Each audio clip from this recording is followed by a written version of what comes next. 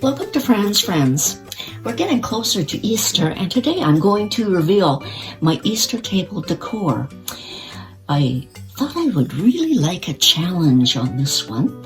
And the nice part is that at the end of Easter, you can tuck it away in a tote and nice and safe.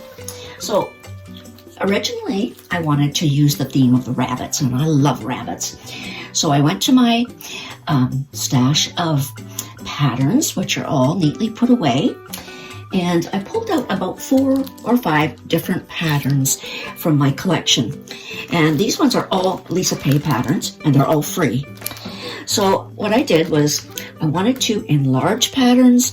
I wanted to make them smaller, to incorporate them into each part of this project.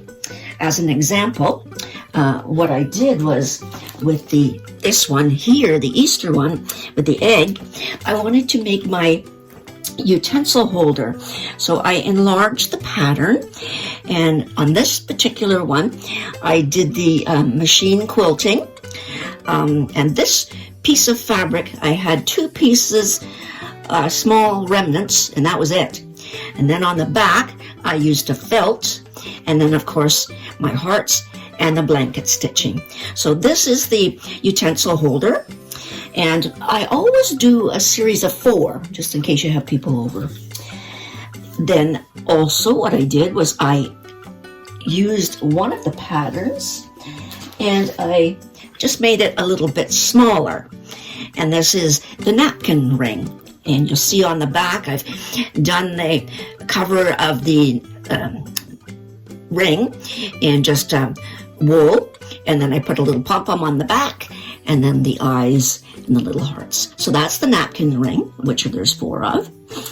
Then for my actual table center, I did an enlargement of the sheep, and it comes with a little sleepy cover, and I left that on there because usually after dinner all you want to do is fall asleep. Then I've got the little rabbit in the back, and with her I did some ruffling on her skirt, ruffling around the edge of her arms, and then a little button on the back, and she's all set to sit at the table. So I was quite thrilled with how she turned out. I used little satin buttons for her eyes and a little plastic nose, and I incorporated the buttons into all of the pieces, because what you want to do is you want to tie it all together.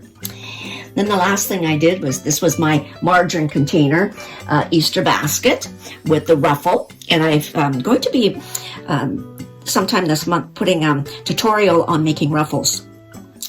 And then so I used my basket, and I made my wool around the base using the colors of the Easter season. And then I made eggs to put on the inside. I did a machine quilting on the basket handle, and then again the hearts. And then what I did was, as I mentioned, I did needle felting on some styrofoam eggs. So that's the gist of what the table center is going to look like. Now, I'd invite you all for dinner, but I must have a confession, is that I am a dreadful cook, and what I would be able to offer would be either craft dinner or pizza. So, you have to have some positives and some negatives in your life, and cooking is not one of my favorite. So it was really, really interesting to put all these pieces together. The nice thing is that you can take this, and each year you can add on something new using this same basic format of your pieces, and then maybe add a little bit of a different color or some textures or that type of thing.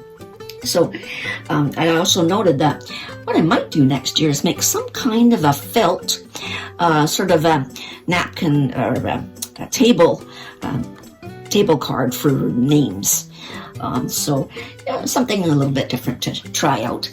Always something that you can put together. So that is my Easter table decor, and I hope you enjoy.